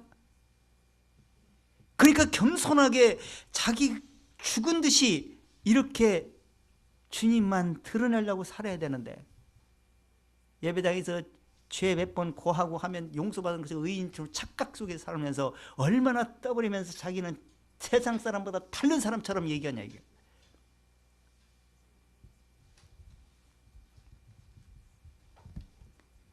그것은 하나님의 의를 발견된 것이 아닙니다. 자기 의를 세우려고 힘써 자기 하나님의 의에 복종 찾는 사람이에요. 그래서 사도 바울은 어떻게 했습니까? 오직 그리스도 예수 안에서 발견되려 함이니. 발견되려는 것이 뭐예요? 내가 가진 의는 전에는 율법에 따라서 율법 행위로 의롭다함을 얻으려고 했던 그 의를, 자기 의를 가지고 나는 떳떳하게 생각했는데 이제는 이 의는 배설물 여겨버리고 오직 그리스도 안에서 믿음으로 말미암아 의롭다함을 받으려 하는 것이다. 그것이 하나님께로 난 의다, 이렇게 표현하는 거예요. 근데 이 의가 지금 어떻게 됐느냐? 너희 마음에 지금 이루어졌다 할지라도 지금 현실로 이루어진 것이 아니니까 착각하지 말라. 그러면서 10절에서 그 얘기를 하는 거예요. 10절. 내가 그리스도와 그 부활의 권능과 그 고난의 참여함을 알려하여 그의 죽으심을 본받아 어찌하든지 죽은 자 가운데서 부활에 이르려 하노니. 예수 믿고 나면 막 축복받고 성공하고 뭐든지 잘되고 이런 줄 알았어. 그런데 예수 믿고 나서 그리스도와 함께 죽고 나면 진리를 알면 알수록 이 세상에서 잘 안 된다는 걸 알게 돼. 그 얘기는 세상에서 잘 되는 것도 잘 되는 게 아니야. 잘 안 되는 것도 잘 안 되는 게 아니야. 어떻게 보면 잘 안 되는 것이 잘 될 수도 있고요, 영적으로 잘 되는 것이 영적으로 잘못될 수도 있고, 또 어쨌든 영적으로 육신적으로 잘 된다 할지라도 영적으로 더 잘 되는 사람도 있고, 이것은 자기 생각을 어떤 생각으로 하느냐에 따라서 달라질 수가 있습니다. 그래서 잘못될 때도 잘못되다고 생각할 필요가 없어. 왜? 자기를 돌아볼 수 있는 계기를 가지고 있다면 그 자기를 마음을 돌아보아서 정말 하나님 것 다시 회복되는 육신의 생각을 굴복시키고 영적인 생각을 다시 회복되는 도움이 되어진다면 그것은 고난이 유익이 갖다 주는 겁니다. 엄청난 복을 갖다 주는 겁니다. 왜? 자신을 돌아볼 수 있는 계기를 갖다 주는 거기 때문에. 그래서 자기는 이제는 부활에, 어쩌든지 부활에 이루어질 때 그때 이 성경이 이 약속한 그리스도의 완벽한 의가 회복되는 것이구나. 내가 하나님 우편으로 갈 때 비로소 이것이 완벽하게 회복되는 거나 이걸 깨달아 버린 거야. 그러나 이거 뭐라 했어요? 내가 그리스도의 고난에 참여하는 것이 그의 죽으심에 본받는 것이다. 그 얘기는 이제는 내가 내 생각, 종교적인 생각, 세속적인 생각으로 사는 것이 아니고 그리스도가 완벽하게 이루는 그 복음 속에서 그분의 의가 어떤 것이 얼마나 귀한 것인가를 깨닫고 나서 보니까 그걸 세상 사람에게 알려주고 싶은 거예요. 그것이 하나님의 도리라는 걸 알게 된 거예요. 그래서 어찌하든지 이제는 내가 고난에 참여하는 자가 되는 것이다. 이렇게 하면서 얘기를 하잖아요. 자, 11절. 어찌하든지 죽은 자 가운데서 부활에 이르려 하노니. 자, 12절. 내가 이미 얻었다 함도 아니요 온전히 이루었다 함도 아니라 오직 내가 그리스도 예수께 잡힌 바 된 그것을 잡으려고 쫓아가노라. 자, 그걸 잡으려고 쫓아간 거예요. 이걸 잡으려고 쫓아가는데 혼자 가만히 있으면서 잡고 쫓아가야지 하면 잘 되느냐? 이걸 아세요. 이거는 말을 많이 듣고 성경을 많이 보는 것도 중요해요. 가장 중요한 건요, 이 말씀을 내 마음과 새기고 그 다음에 새긴 말씀을 입으로 실토하고 그 말씀을 전달하는데 그때 능력이 나타납니다. 받고 깨달은 말씀이 능력으로 나타난다고요. 그것이 내 안에서 자신감을 생각이 들게 하고 말씀의 영향가치가 드러나게 되죠. 그것이 성경에서 뭐라고 하냐면 열매다. 어떤 사람은요, 복음이 떨어져 갖고 음원도다 있어. 음원 돋은 상태로만 그대로 있는 사람이 있어. 겨우 구원 받을 수는 있을 겁니다. 근데 우리가 이 세상을 이기면서 믿음으로 쫓아가는데 그 능력 있게 힘 있게 이 말씀에서 정말 자유를 누리면서 정말 엄청난 가치를 누리면서 누구도 이걸 다 100% 표현할 수가 없잖아요. 그렇죠?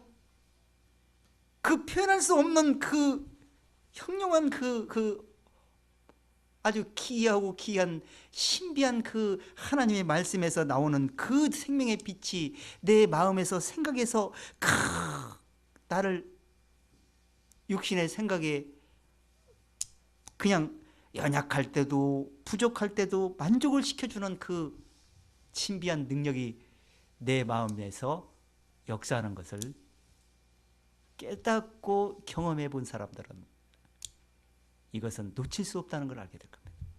그래서 거기에 중점을 두면서 입으로 마음으로 찬양하고 입으로 시인하는 것이 얼마나 귀한 것인가를 알게 될 거예요. 그래서 전도할 때 기쁨이 배가 되는 거예요. 내 마음에서. 그리고 또 내가 그 말씀을 보고 들을 때는 요만큼 깨달았는데 이것이 남에게 주면서 엄청나게 분량이 커져. 이게 능력이요. 지금요, 시골에 어렸을 때 가끔 제가 말씀드린 거예요. 어렸을 때 샘물을 먹고 살았잖아요. 샘물. 동네 샘이 한두 군데 있잖아요. 그럼 동네 샘물을 오면 뭐 학교 올 때 갈 때도 물 먹고 거기서 아침에 세수하고 물 떠다가 먹고 또 이 닦고 신발 닦고 샘독에다 이렇게 신발을 물 더러운 물이 샘을 툭툭툭 떨어지고 칫솔도 거기다 그냥 누가 건너 툭 떨어져 샘이 푹 빠져 있고 금방 건집니까? 나중에 1년에 한 번이고 언제가 풀 때 새 풀 때 그래서 다 건져내는데 그놈 다 보고 다 먹고 살았어. 근데 그 샘이 그래 항상 맑은 물이 그만큼만 차 있어. 이 물이 압력에 의해서 있잖아요. 물이 싹 솟아나오죠? 그 물이 그 높이 솟아오는 물하고 물을 압하고 그 비슷하게 맞았을 때 물이 더 이상 안 나옵니다. 그 물 퍼내면 또 그만큼 차요. 근데 지금 시골에 샘에 한번 가보세요. 어떻게 생겼나? 사람이 없어. 수도꼭지만 틀면 나와. 샘품은 이제 모달에서 나오기 때문에. 그러니까 어떻게 되냐? 물이 다 썩어버렸어. 이끼 끼고. 왜 그랬을까요? 안 푸니까. 우리 마음이 그래요. 안 퍼내면 이끼 낀다니까. 듣는 것도 중요하고 보는 것도 중요하지만 퍼내는 것이 얼마나 중요하다는 것은 성경이 증명합니다. 그 이상 할 거 없어요. 말할 게 없어. 그렇게 하면서 실수도 할다 할지라도 실수를 거울 삼아 다시 바꾸고 다시 회복하고 더 성숙해진다는 사실을 성경에서 경험해 본 사람만 알게 될 겁니다. 자, 다시 한번. 이렇게 이 배설물을 여긴 사람은 어떤 고백이 나오냐면요. 다시 본문으로 들어가서 지난주 2장, 1장 29절 한번 읽어보세요. 29절. 이는 아무 육체라도 하나님 앞에서 자랑하지 못하게 하려 하심이라. 너희는 하나님께로부터 나서 그리스도 예수 안에 있고 예수는 하나님께로서 나와서 우리에게 지혜와 의로움과 거룩함과 구속함이 되셨으니. 자, 배설물을 여기고 나니까 누구 거 가지고 지금 자기가 살아있는 거예요? 그리스도 안에서 살아있는 거죠. 자, 그러니까 뭐예요? 자기는 자랑할 것이 없다고 그러면서 예수 안에 있고 너희는 예수 안에 그리스도 안에 있고 하나님께 나서 예수는 하나님께서 너희에게 지혜와 의로움과 거룩함과 구속함이 되었느니라 이렇게 표현하죠. 그럼 여기서 야 너희는 그리스도 예수 안에 있는데 그리스도 안에 있은 다음에 너희는 너희에게도 뭔가 있다 이렇게 얘기합니까? 우리의 육신에 대한 우리의 얘기는 하나도 없어. 거기에 포함시켜도 되지도 않을 뿐 아니라 그런 생각을 가져도 안 되기 때문에 그런 겁니다. 죽었기 때문에 우리는 더 이상 우리가 없다니까요. 지금 우리가 예수를 믿는다는 얘기는 그리스도 안에 죽어서 다시 시작한 세계에서 다시 인생을 다시 시작하는 거예요. 왜? 세상에 속한 시민권을 가지고 태어나가지고 살다가 하늘의 시민권자로 바뀌었어요. 그러니까 이제 우리는 이민가 있는 거예요. 믿음으로. 어디로? 내세로. 천국에 가서 사신다고 지금 믿음으로. 근데 천국에 가서 보니까 천국이 좋은데 세상에 욕심을 부리면서 세상에 마음을 두고 살 마음이 있나? 그거는 천국을 아직 자세히 모르든지 아직 거기에 뭔가 더 좋다는 것보다 세상이 더 좋다는 기준이 더 앞서 있기 때문에 거기에 마음을 안 두는 거예요. 그래서 예수님이 뭐라고 했어요? 너희 보물이 있는 곳에 너희 보물이 천국에 있다면 너희가 세상에서 욕심을 부리면서 살지 않게 될 것이다. 그리고 너희가 하늘의 시민권이 있고 거기서 소망을 두고 산다면 이 세상에서는 어떻게 돼요? 이 세상에서는 다 죽습니다. 다 시한부 인생들입니다. 죽기 위해서 살고 있습니다. 살려고 먹는 게 아니고 죽으려고 먹는 거예요. 죽으려고 사는 겁니다. 그럼 알고 사는데 낙심할 필요가 없는 겁니다. 왜? 우리는 죽으면 다시 새로운 세계소로 이사가서 지금 믿음으로 천국에 살던 시민권이 실질적으로 시민권이 바뀔 거니까. 그러니까 낙심할 필요가 없고 슬퍼할 필요가 없다라고 사도 바울은 얘기하고 있는 겁니다. 그래서 우리는 약한 것 같지나 강한 것 같고 우리는 자랑할 거 있는 것 같지나 내 육신은 자랑해서 되지도 않을 뿐 아니라 자랑할 것도 없고 오직 그리스도 안에서만 자랑할 거 있다. 이것을 알게 되기 때문에 사도 바울이 이런 표현을 지금 계속 쓰고 있는 겁니다. 성경에 기록하기를 뭐라고 얘기했다는 게 31절. 기록된 바 자랑하는 자는 주 안에서 자랑하라 함과 같게 하려 하심이라. 자랑하는 자는 누구를 자랑하라? 주 안에서 자랑하라. 주 안에서 자랑하는 얘기는 주 안에서 너는 어떤 사람이 되었고 어떤 사람이 되었다 이걸 자랑하는 얘기가 아니에요. 주 안에서 자랑하는 얘기는 주 안에서 죽어서 다시 송장이 돼가지고 주님의 생명을 공급을 받아 다시 살았으면 산 생명이 뭔지를 시인하라는 거예요. 그럼 예수 자랑이 나올 거 아니에요. 그 얘기예요 지금. 그러니까 자랑할 것이 없죠. 자, 그 다음에 3절 본문 들어와 3절 읽어보세요. 이거 오늘 이거 다 못하겠네.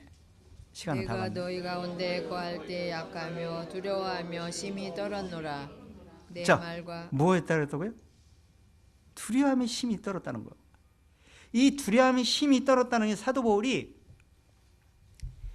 이 두려운 게 두 가지가 있어요. 사도 바울이 복음을 전할 때 엄청나게 그 생명을 위협을 받으면서 복음을 전할 때 죽을 고비를 많이 넘겼어요. 그럴 때 사도 바울도 인간이기 때문에 엄청 두려워했어요. 그러면서 도망도 댕겼고 누가 이제 그 형제 자매들이 피신시키기도 하고 이랬어요. 근데 이 성령님이 사도 바울이 그런 생각을 가질 때 어떻게 위로를 하시는지 사도행전 18장 한번 들어가 보세요. 18장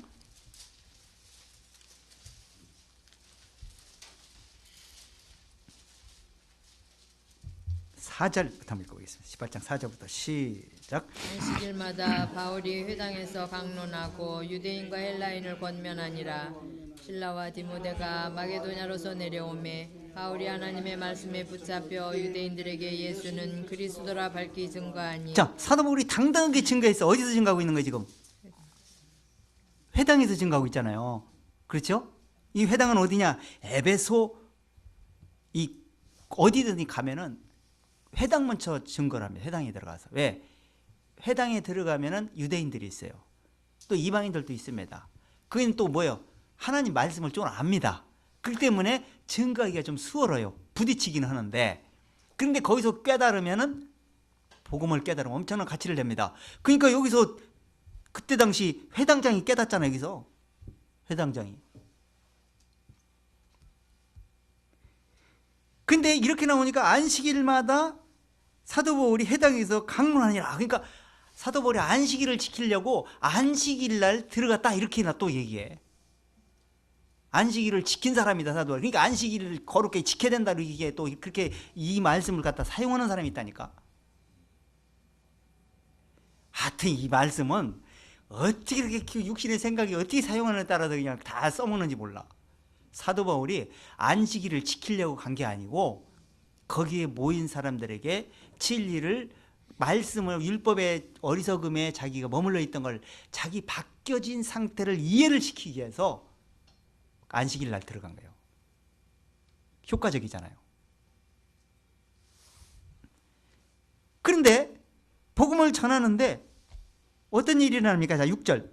저희가 대적하여 회방하거늘 바울이 옷을 떨어가로되 너희 피가 너희 머리로 돌아갈 것이요 나는 깨끗하니라. 이후에는 이방인으로 가리라 하고. 자, 복음을 증거하니까 막 말씀에 잡혀갖고 능력에 잡혔어요. 하나님의 성령의 능력에 사로잡혀가지고 유대인들에게 예수는 그리스도라 밝히 그냥 당당하게 증거한 거예요. 예수를 증거하면 유대인들은 제일 싫어하잖아. 이단자니까. 당당히 증거한 거예요. 그러니까 저희 유대인들이 막 대적해서 해방을 하면서 사도 바울을 막 죽이려고 막 이게 바울이 막 옷을 떨어면서 막 이 먼지도 다 털어버리니까 얼마나 이 사도 바울이 열받았는지. 그러면서 너희 죄의 피가 너희 머리에게로 돌아가게 될 것이다. 나는 하나님의 말씀을 깨끗하고 믿음으로 깨끗해야 되겠어 가지고 그 너희에게 깨끗하게 되는 것을 너희에게 증거하려고 그러는데 너희가 거부를 했다. 그러니까 너희는 너희 죄를 너희에게로 돌아갈 것이다. 내 이걸 다시 다른 이방인들에게로 가서 증거하게 될 것이다. 그러니까 그건 좋지요. 증거 안 하면 좋겠죠, 지들은. 그런데 손해야. 깨달을 수 있는 기회가 놓쳐버리니까. 그러니까 7절 거기서 옮겨 하나님을 공경하는 디도 유스도라 하는 사람의 집에 들어가니 그 집이 회당 옆이라. 자, 이 회당장 집에 들어가고 복음을 전해서 회당장이 복음을 깨닫습니다. 8절. 또 회당장 그리스보가 온 집으로 더불어 주를 믿으며 수단 고린도 사람도 듣고 믿어 침례를 받더라.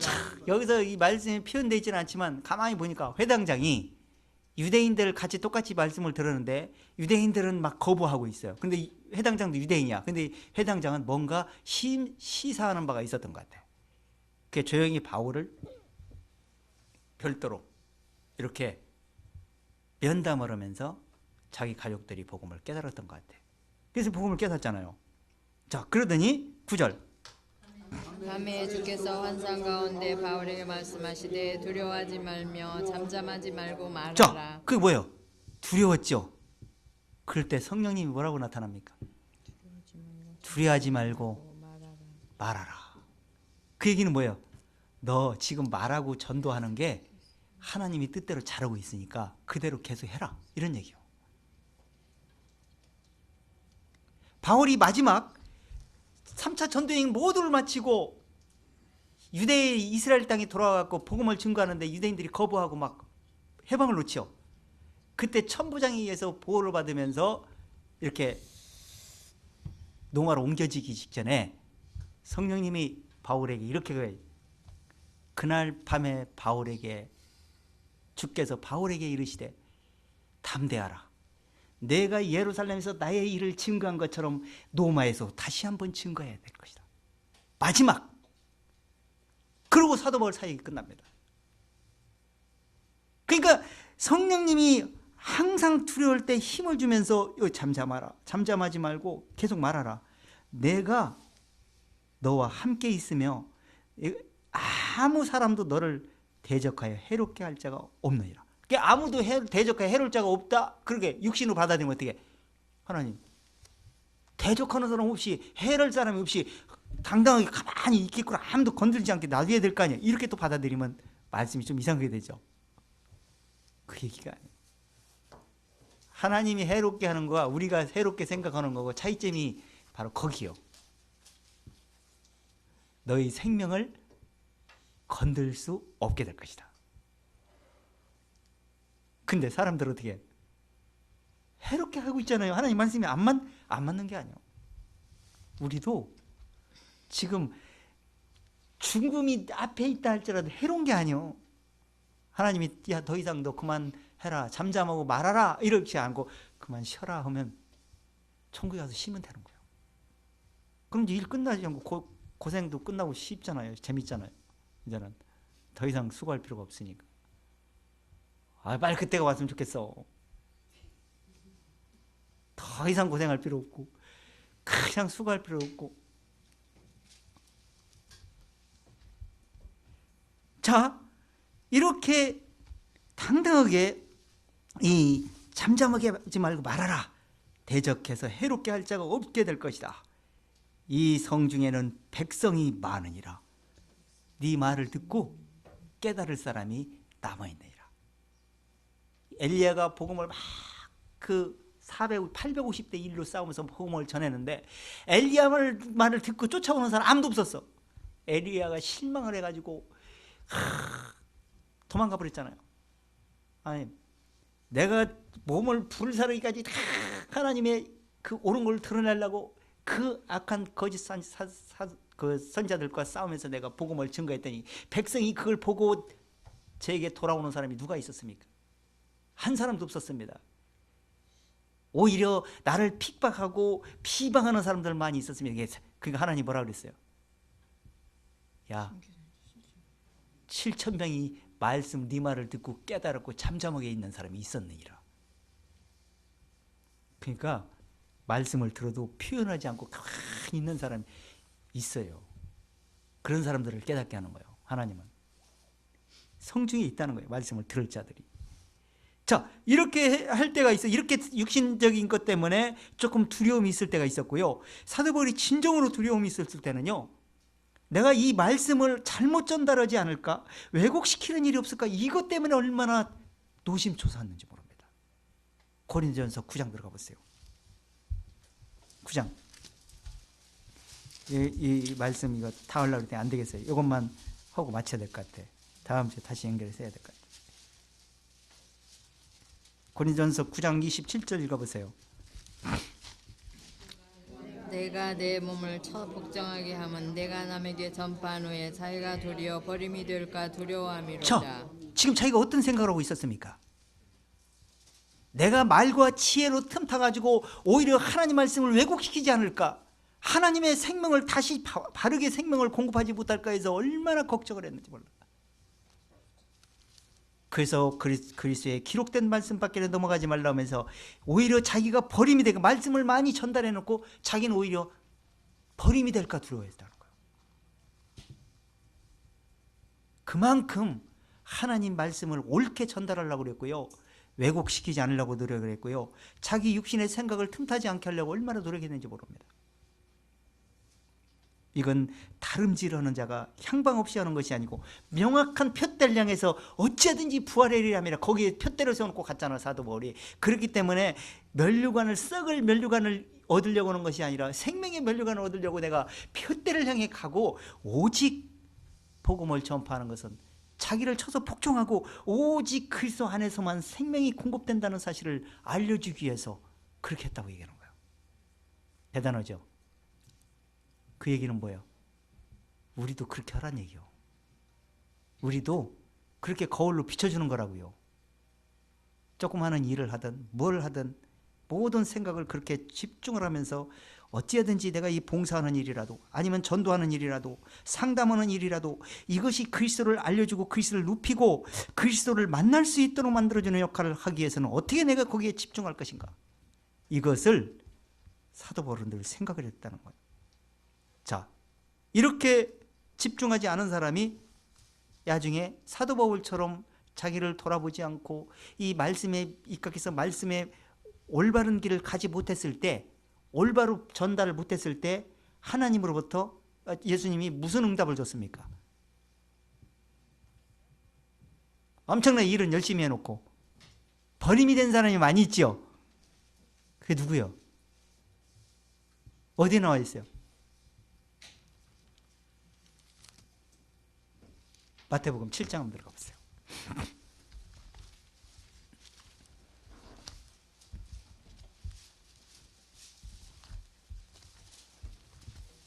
이렇게 사도 바울이 거울로 비춰줬는데 그렇지 말라고 설명을 해주고 가르쳐줬는데 오히려 사도 바울이 그러지 말라고 한 것을 따라가 가지고 반대로 교육받아 갖고 멸망길을 자초해.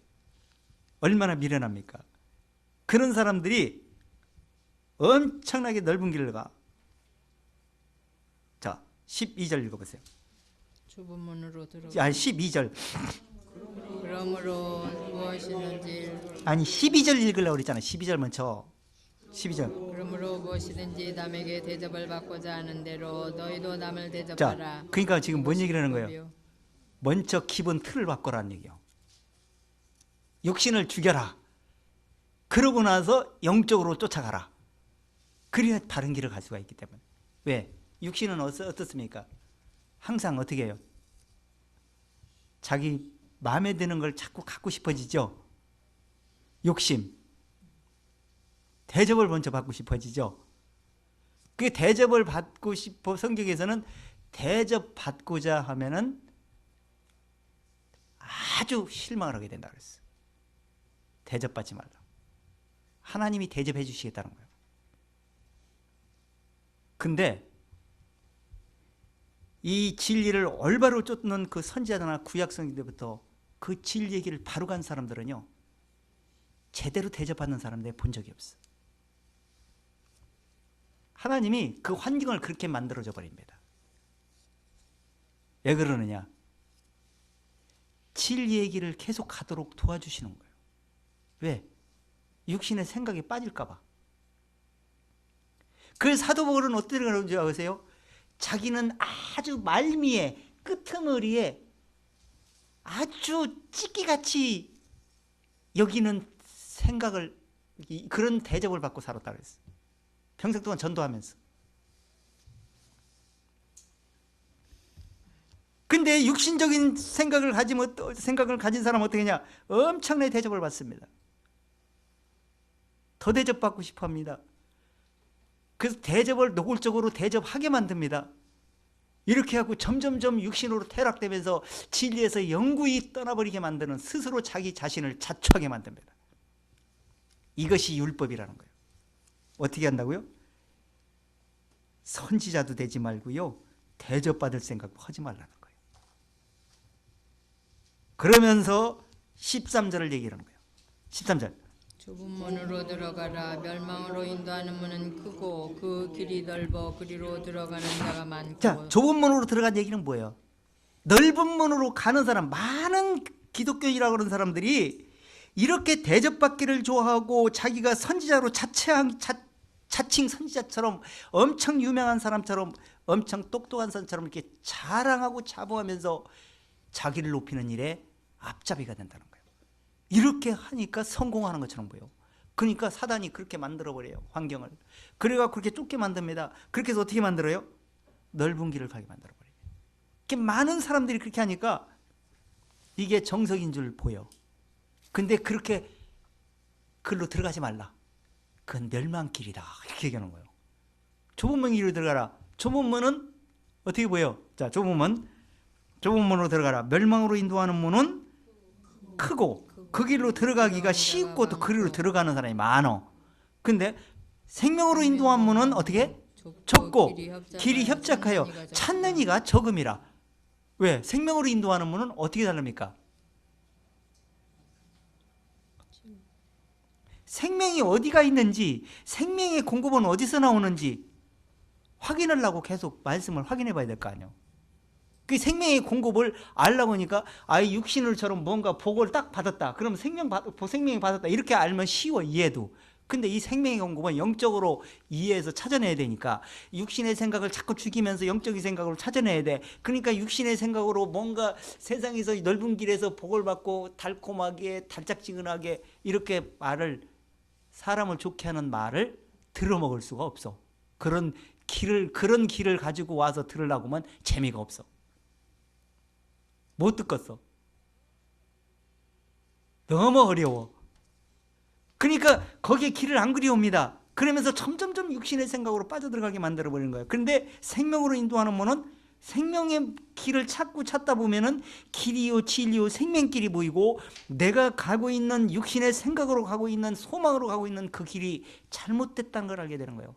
그러고 나서 인생 철학을 다 깨트려 부시고 영적 생각으로 거기에 발을 들여놓습니다.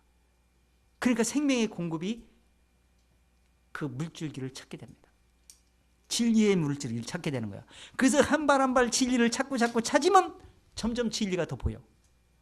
그래서 진리의 길을 가게 되는 거예요. 그래서 처음에는 찾기가 좁고 어려워서 길이 협착해서 길이 찾아내기가 좀 어렵습니다.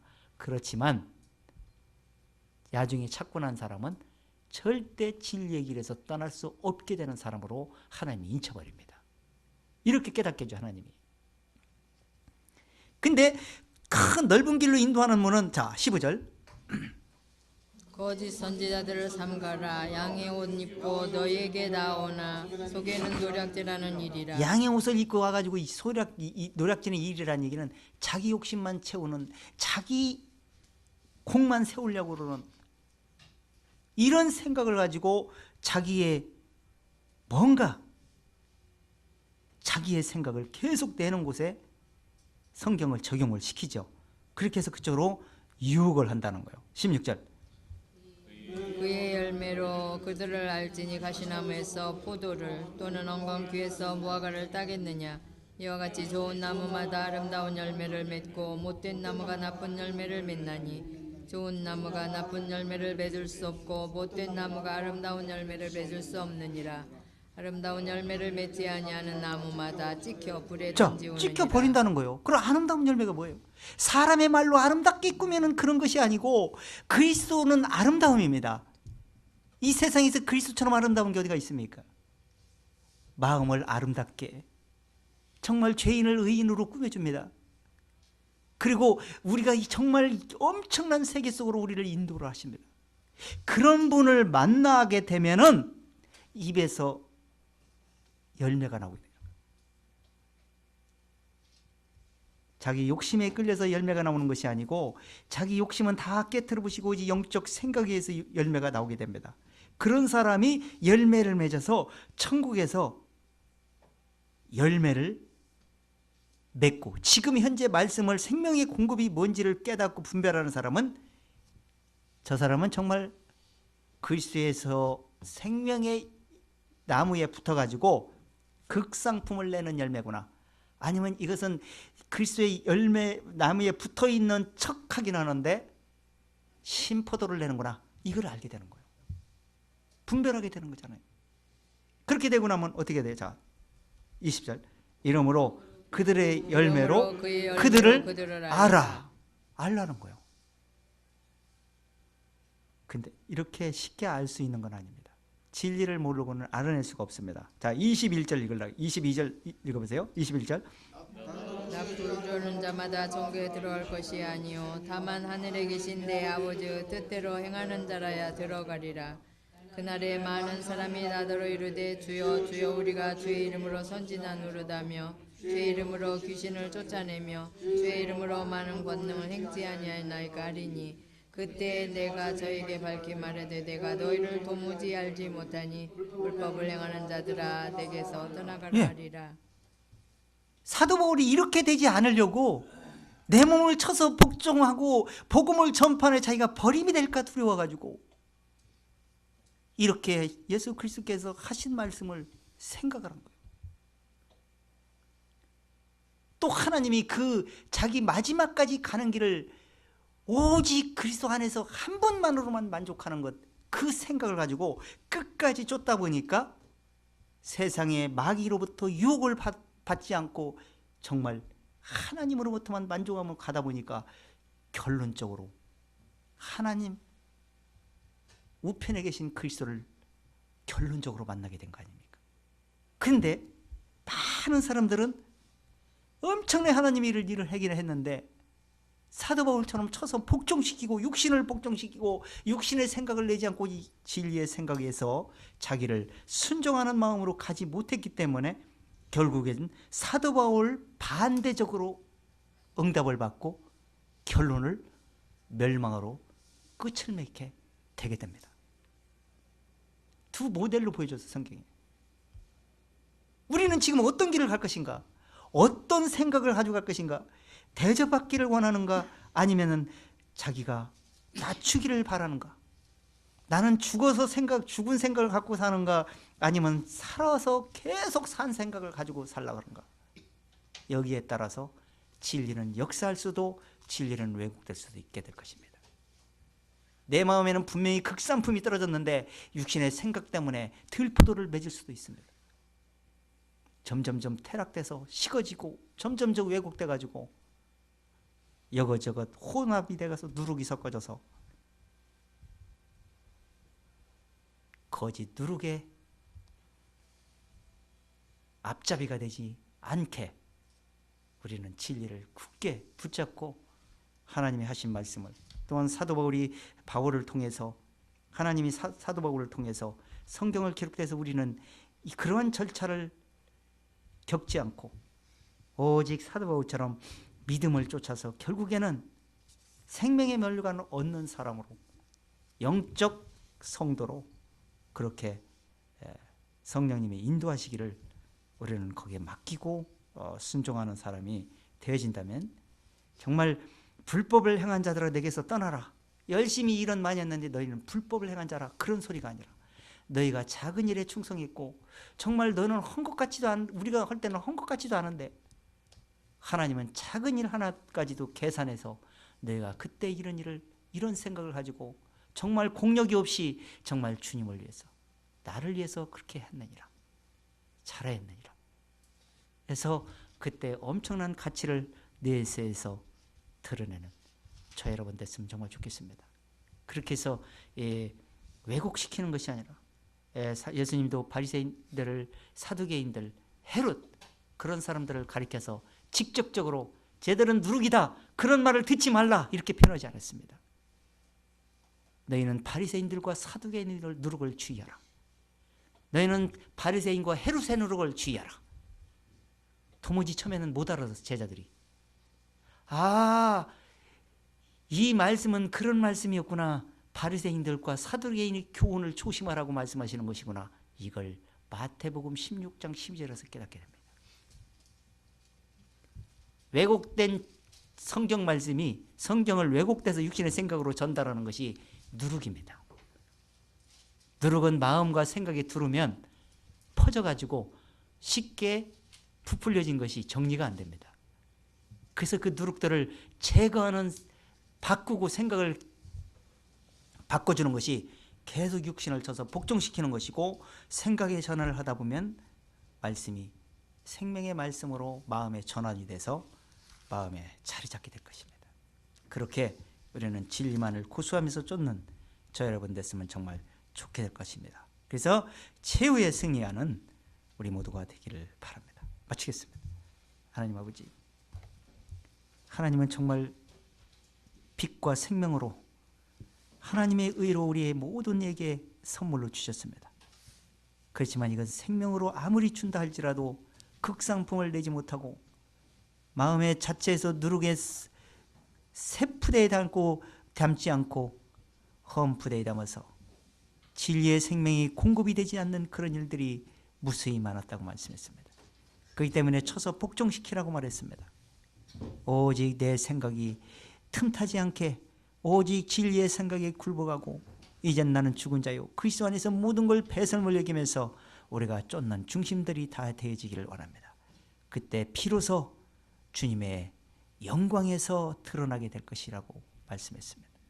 우리는 생명의 면류관을 끝까지 그 길을 가다가 내세 생명의 면류관을 받는 우리 모두가 되어지기를 원하옵고 사랑하는 주 예수님의 이름으로 감사드리옵나이다. 아멘. 자, 271장.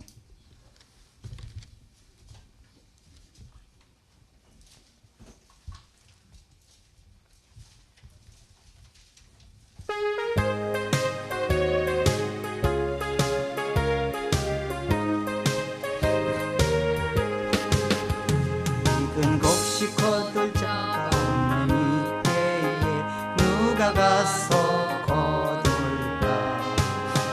내가 어찌 게을러서 앉아 있을까? 어서 가자 밭으로 보내주소서.